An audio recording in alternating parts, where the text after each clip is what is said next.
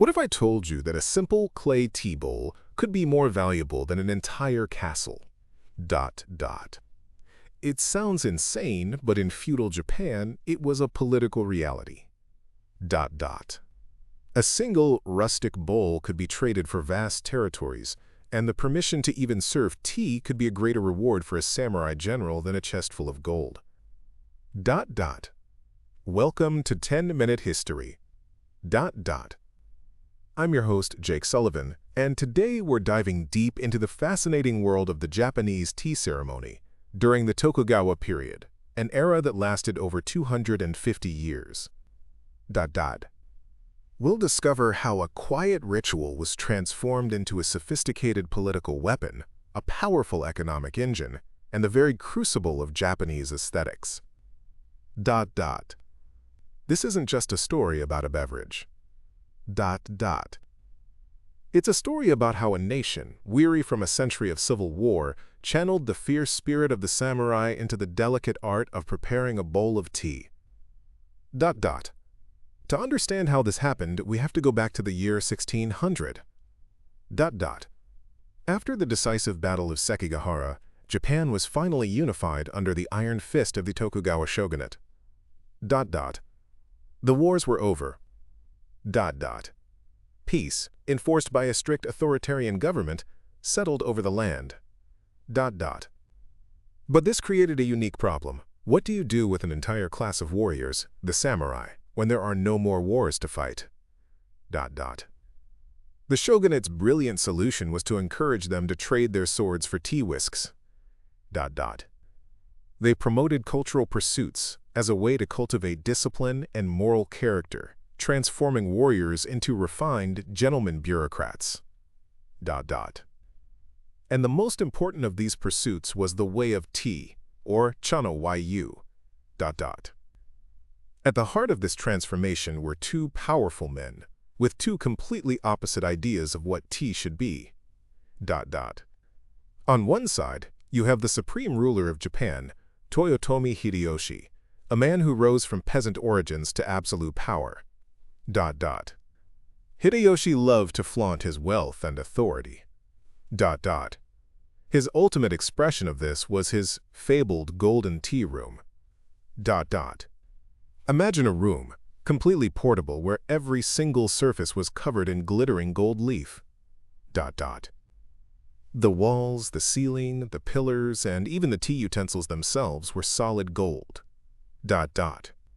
It was a dazzling, overwhelming spectacle designed to awe and intimidate anyone who entered. It was a raw statement of power. On the other side, you have his official tea master, a man named Senno Rikyu. Rikyu was the most famous tea master in Japanese history, and he believed the true spirit of tea was the exact opposite of Hideyoshi's golden spectacle. Rikyu perfected a style of tea known as wabi-cha. This was a philosophy that found beauty not in extravagance, but in rustic simplicity, in quietness, and in imperfection. His masterpiece was a tiny tea hut named Taiyan, which still exists today. It's a tiny room, only about 6 feet by 6 feet. The walls are made of dark, rough earth. The wood is unpainted. The light is soft and dim, filtered through paper screens. To enter, even a powerful lord had to crawl through a tiny square opening, a gesture that forced humility and made everyone equals inside. This clash of ideas, the glittering gold versus the quiet, earthen hut, represents the central tension in the world of Tokugawa tea. Rikyu taught that the way of tea was built on 4 core principles: wa, kei, sei, and jaku. That's harmony, respect, purity, and tranquility. The goal wasn't to show off, but to create a single, perfect moment of connection between the host, the guest, and nature. He even had a famous saying for this, ichigo ichi, which means one time, one meeting. Dot dot. It's the idea that every gathering is a unique, unrepeatable event that should be treasured. Dot dot. There's a famous story that perfectly captures his philosophy. Dot dot.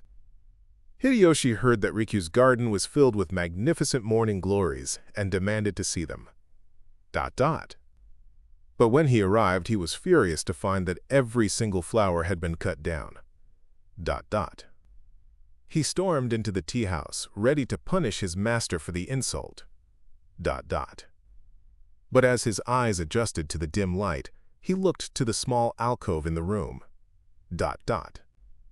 There, in a simple vase, sat a single perfect morning glory, the most beautiful one from the entire garden, still glistening with dew.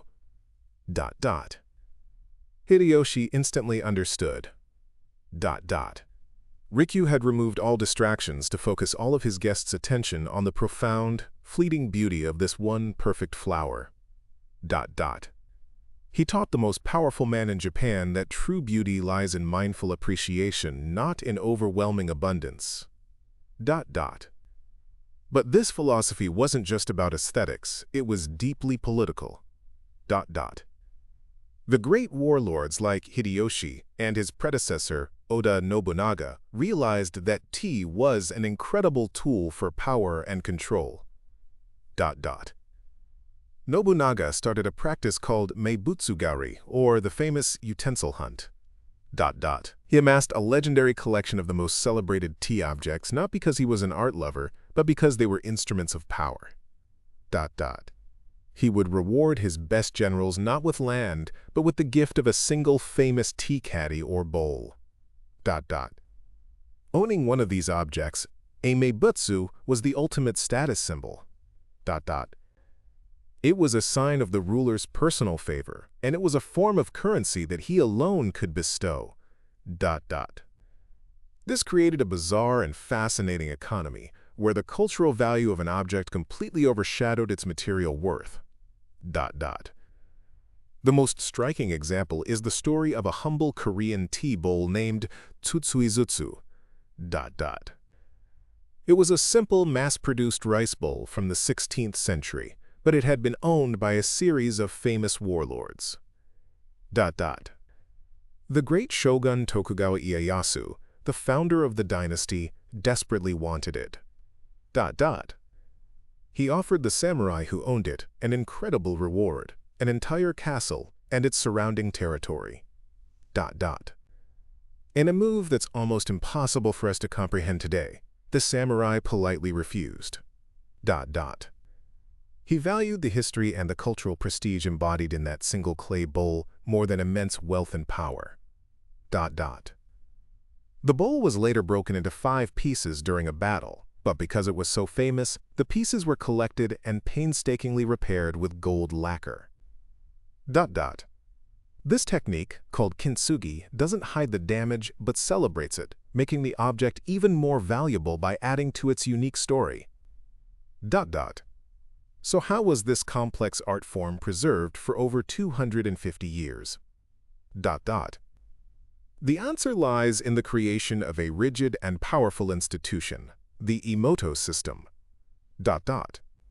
After Sen no Rikyu was tragically forced to commit suicide by Hideyoshi, his legacy was carried on by his grandsons. Dot dot. They established 3 main schools of tea, which still exist today. Dot dot. These schools were organized under the Ieyamoto system, which means family foundation. Dot dot. It's a hereditary structure where a single Grand Master, a direct descendant of the founder, holds absolute authority over every aspect of the art. Dot dot. The Grand Master dictates the exact way to perform the ceremony, licenses all the teachers, and even approves the official style of tea utensils for the school. Dot dot. This system was a double-edged sword. Dot dot. On one hand, it brilliantly preserved the traditions of the tea ceremony, preventing them from being lost or diluted over time. Dot dot. But on the other hand, it also fossilized the art. Dot dot. The focus shifted to memorizing fixed forms and paying fees for certifications, which was a far cry from the revolutionary and creative spirit of Rikyu. Dot dot. It turned a spiritual path into a system of credentials, perfectly suited for the rigid, hierarchical society of Tokugawa Japan. So what does all of this have to do with us today? The influence of Tokugawa tea culture is all around us, in ways you might not expect. The most obvious connection is the global explosion of matcha. For centuries, this powdered green tea was used almost exclusively in the tea ceremony. Now, it's a multi-billion-dollar global industry. You can find matcha lattes at Starbucks, matcha ice cream at the grocery store, and matcha-infused skincare products online. The journey of matcha from a sacred ritual focused on a single moment to a commercial superfood is a powerful symbol of how culture changes in a globalized world.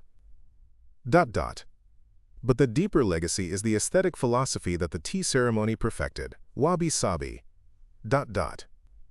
This idea of finding beauty in simplicity, imperfection, and impermanence has had a massive impact on modern design and minimalism. When Western architects first encountered the simple, natural design of Japanese tea houses, it helped inspire the clean lines and lack of ornamentation in modernist architecture. More recently, the philosophy has become a lifestyle trend. Think about the decluttering movement popularized by Marie Kondo. Her principle of keeping only those few things that spark joy is a modern take on the tea master's art of carefully selecting a few simple, meaningful objects for the tea room. It's an idea inherited directly from Chedo, the way of tea, that a simple, curated environment can lead to a calmer, more meaningful life. So the next time you see a matcha latte on a cafe menu, take a moment to think about its incredible history. That simple green powder carries the legacy of warrior philosophers, power-hungry shoguns, and a cultural revolution that shaped a nation. The Tokugawa tea ceremony teaches us that a ritual is never just a ritual. It was a tool for political control, a driver of economic activity, and the source code for an entire nation's aesthetic. It proves that within the most disciplined of forms, you can find inner freedom. And that in the simplest of acts, like sharing a single bowl of tea, you can discover a whole universe of meaning. So what are your thoughts on this? Let us know down in the comments. If you found this interesting or learned something new, please give this video a like, and don't forget to subscribe to 10-Minute History for more deep dives. Thanks for listening.